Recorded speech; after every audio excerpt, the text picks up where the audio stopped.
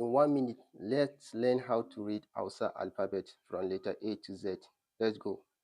We have A, Ba, Cha, Da, E, Fa, Ga, Ha, I, Ja, Ka, La, Ma, Na, O, Ra, Sa, Ta, U, Wa, Ya, Za. Let's take it again.